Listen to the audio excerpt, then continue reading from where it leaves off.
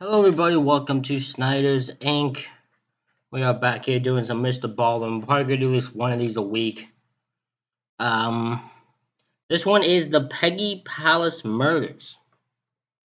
Piggy Palace Murders. Piggy Palace Murders. Massacres. God dang, I need to learn how to English today. My day has just not been good, alright? Mature audiences only. You are not mature audience. You cannot be watching this video. So you need to disappear. But everybody, I need y'all to hit the like button, hit the subscribe button, comment what you think down below. Are you guys ready? Of course, ready. Let's go.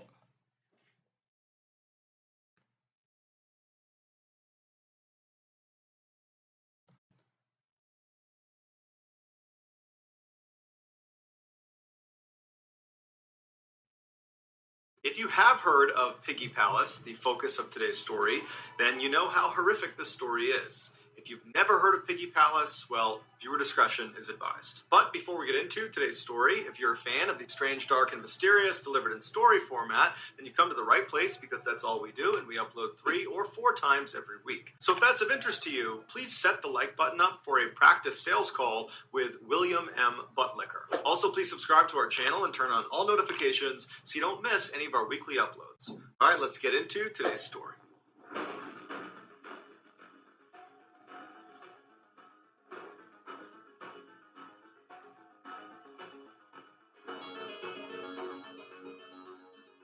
Robert Picton was born in 1949 in Port Coquitlam in British Columbia, which is about 15 miles to the east of Vancouver. He, along with his brother and sister, were raised by their parents on a big pig farm. In the 1970s, their parents passed away, so the property was handed down to them. Robert and his brother took over the daily operations of the farm, and their sister decided to just move away. Over the next couple of decades, Robert and his brother attempted to run the pig farm, but pretty quickly they stopped taking care of it, and it fell into decline. Neighbors and visitors recalled seeing the pigs that were still there free roaming the property. And as for the brothers, it appeared they had just stopped bathing, and despite walking all day in mud and pig feces, it seemed like they never took off their boots when they went inside. One of the few farm workers that stayed with the Pictons through the farm's decline was a guy by the name of Bill Hiscox, and he said the farm was a really creepy place. And he also said Robert was a really creepy guy that was prone to just totally bizarre behavior, even though he didn't smoke or drink or use any substances. Eventually,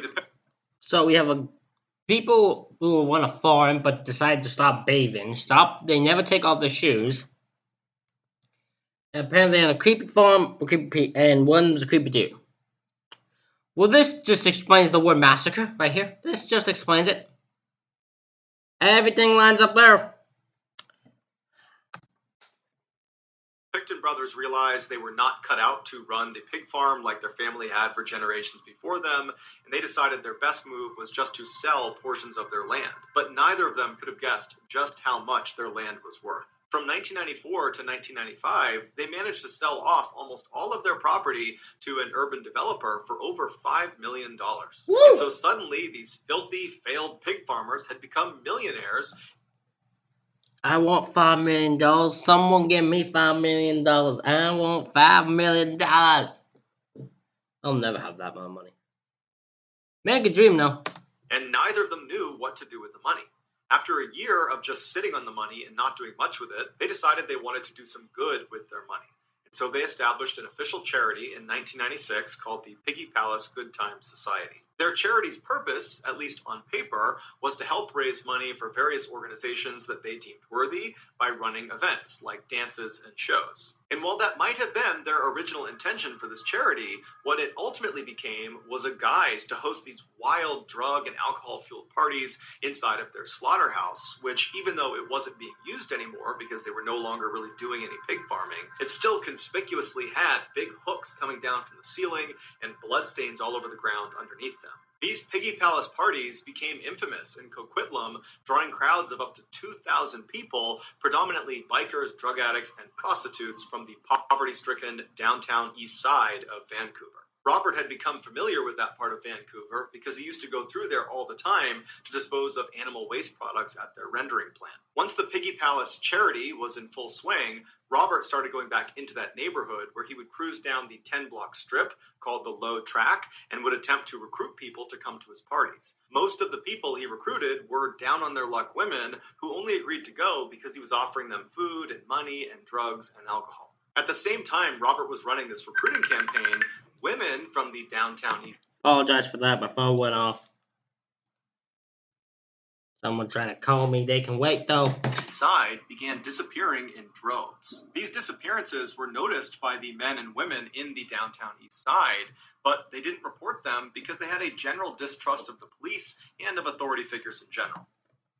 Makes sense. All low-income people don't trust police. Police, we've seen it in this video on this channel multiple times. Police are stupid and terrible at the job, so of course you're not gonna trust them. Next time this is 1996. Oh, they're way worse by then. But as more and more and more women disappeared from the downtown east side, rumors of a serial killer operating in that area started to circulate. Residents began only going outside if they could walk around in a big group of people, and everybody was just totally on edge, keeping careful lookout for anything odd about the neighborhood, people that shouldn't be there, cars that shouldn't be there. But despite this heightened security, women continued to go missing at a rapid rate and nobody knew why. When the police were finally contacted about all these missing women, their response was lacking, to say the least. Since there were no bodies of these missing women, the police said it was reasonable to assume that the women were to blame, that their... What did I say? What did I say? I told you. You see, there's a reason they don't trust police. Police are terrible at their fucking job. 1996, terrible at their job. Absolutely terrible. Well, all these dozens and dozens and dozens of women have disappeared. Well, it's all on them. It's probably their fault. They did it. There's their fault. See, police. Why do police not want to do their job? Why do all police not want to do their job? Just do your job. Stop being lazy bastards. You little fucks. Stop being lazy. Fuck.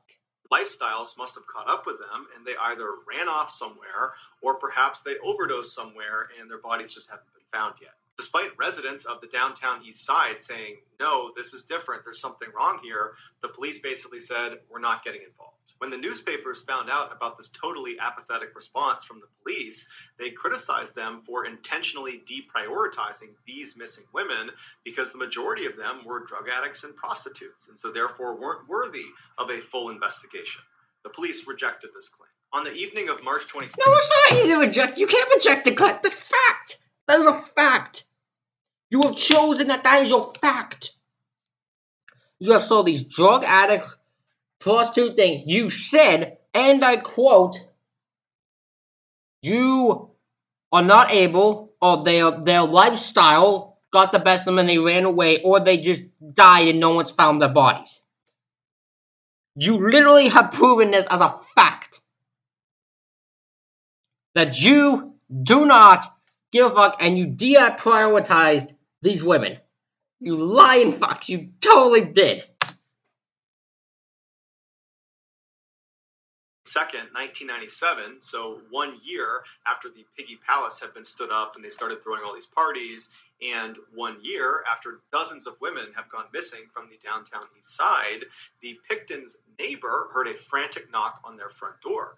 They ran over, they opened it up, and what they saw was this woman who was hunched over with one hand on her bleeding stomach, and dangling from her wrist was a handcuff. The neighbor was obviously shocked at what they were seeing, but they quickly ushered the woman in, and they called her an ambulance. The woman was rushed to the hospital where she immediately was put into emergency surgery. Afterwards, while she was in recovery, she told her nurses that her name was Wendy and she had been at one of those Piggy Palace parties, and one of the owners of the farm, Robert Picton, had tried to put a handcuff on her, and when he did, she fought back. He drew a knife, he stabbed her in the stomach, she was able to get the knife back, she stabbed him in the face before turning and running out the door and making it to the neighbor's house. Right after she... Let me guess, police are gonna hear this and arrest her for stabbing the dude, because that's all they'll care about. Dude, so you got money? Oh, she didn't? You stabbed her first, but she stabbed you. Well, we'll arrest her. How about this for stabbing you? Because you got money. Because they're a bunch of corrupted Fucking douchebag and idiotic fucks. She told this story, Robert Pickton actually showed up at the exact same hospital with a serious laceration on his face that was consistent with being stabbed. The medical staff had already called the police, who showed up minutes later, and when they went inside, they searched Robert, and they found in one of his pockets a handcuff key. And that handcuff key opened the handcuff that was still on Wendy's wrist. And so when the police saw that, they arrested Robert on attempted murder. While Robert was in custody, he explained... Oh, well, at least they know how to do their goddamn job this time. ...to officers that Wendy was lying. She was a drug addict, and she had come to one of their Piggy Palace parties, and he had caught her trying to rob them. He had confronted her, she drew a knife, and that's when a struggle ensued, and both of them got stabbed. And Robert said he was just lucky to be alive. The police believed him and dropped all of his charges. And there it is! There it is! They didn't know how to do that job because he just goes, well, she's lying. Oh, she's lying then! She's lying! Oh, she's a drug dealer. Of course she tried to rob you. Of course you didn't see Tucker for. I want to. All police can go fuck off at this point. Let him go. When Robert got back to the farm, Bill Hiscox, the one worker who still worked for the Picktons, he grew very suspicious of Robert. He had read all about the missing women from the downtown east side, and he knew Robert regularly went over there to pick up women and brought them back to his parties. And Bill just always had that gut feeling that something was off about Robert. And so he sat on this gut feeling for a couple of months until finally he decided he had to tell someone. And so he called the Crime Stoppers tip line, and he told them that he thought Robert had actually attacked Wendy, not the other way around, and that actually Robert was most likely behind some or all of these missing women from the downtown east side. Bill also said that a recent female party guest at the farm had seen a pile of women's clothing inside of Robert's trailer, along with at least 10 purses and women's ID cards. The police followed up with Lisa to confirm what she saw, but she was scared of Robert and said she wasn't going to cooperate. And so the police, without this testimony, were unable to secure a search warrant to investigate this further, and so they kind of just forgot about it and moved on to other cases. Over the next few years, the Picktons continued to throw these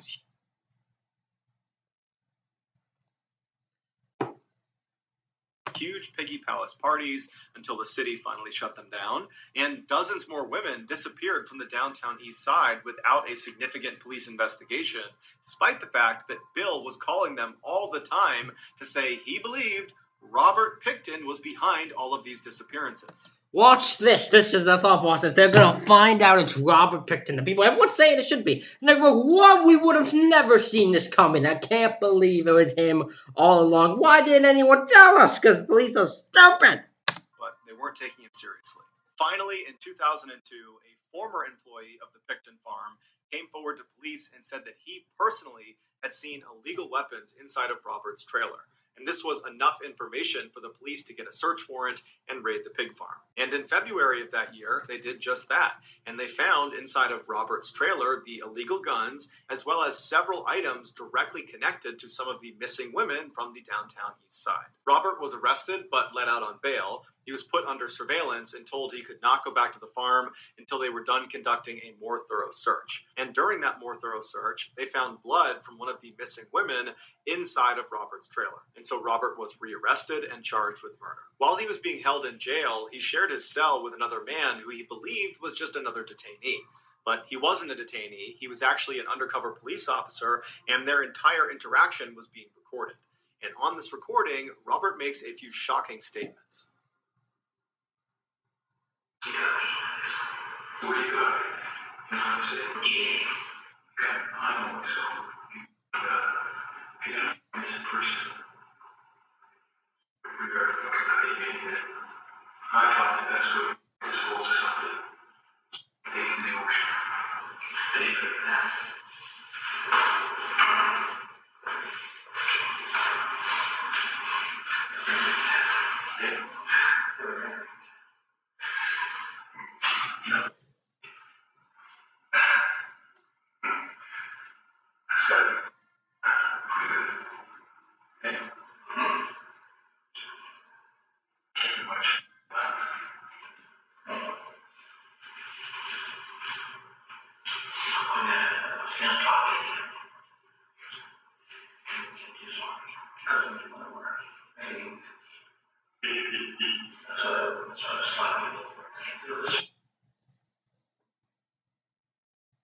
That's fucked. That man just said, I wish I got sloppy. I should have made it even 50. That's fucked up. That is so fucked up. Just wanted it to be an even 50. He just should have made it.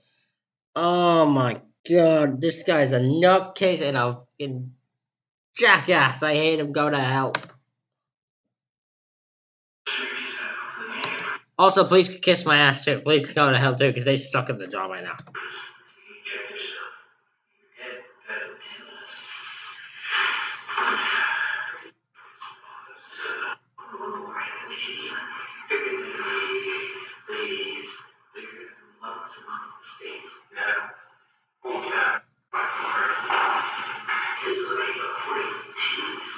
As Robert admits in this video, he killed 49 people, who would turn out to be the majority of the missing women from the downtown east side. After a lengthy investigation, it was determined Robert's killing spree began in 1991, but it really kicked up a notch in 1996 when he and his brother started Piggy Palace, because he was able to use their huge parties to lure more victims to his farm faster. And once they were at his farm, he would lure them into his trailer, where he would handcuff them, tell them it's over now, and he would inject antifreeze into them, or he would strangle them to death. Afterwards, he would move the victim's body to the slaughterhouse, where he would butcher them like a pig. A large portion of his victims' remains would be fed to his pigs, and the parts he didn't feed to his pigs, he would bring to the rendering plant in the downtown east side, which is not far from where the victim was most likely picked up. A rendering plant takes animal waste products, crushes them up, and turns them into a gelatin. This gelatin is used in many everyday products, from candy to cosmetics, which means Robert's victims wound up in things like lipstick and gummy bears. Also, sometimes while Robert was going through this horrific disposal process, he would set aside some of the best cuts of meat and grind them up with pork and turn them into sausage. This sausage was served at Piggy Palace parties. It was also given to neighbors and food banks and orphanages. After sifting through 300,000 cubic meters... This dude is so fucked up. What in the fuck is wrong with this fucker? This is so fucked up. This dipshitting motherfucker is sitting there with his fucking grinding meat up and bring it to food banks and orphanages. Oh my god, this dude is so messed up. Meters of soil and pig feces underneath the Picton farm, investigators were only ever able to find little bits of remains of 26 women. Robert was charged with all 26 murders, but only 6 turned into convictions due to a lack of evidence. He was sentenced to life in prison and is still alive today. His brother and sister were never charged in connection with the crimes. So that's going to do it, guys. If you found this... Let me tell you something, this dude is so far the most messed up fucking dude I've ever encountered on this channel. What in the hell? Oh my god, that guy should burn in hell. Ladies and gentlemen, that's it for this reaction video. Hit the like button, hit the subscribe button. Link to this video will be in the description below. Thank you all for watching. I'll see you all for the next one.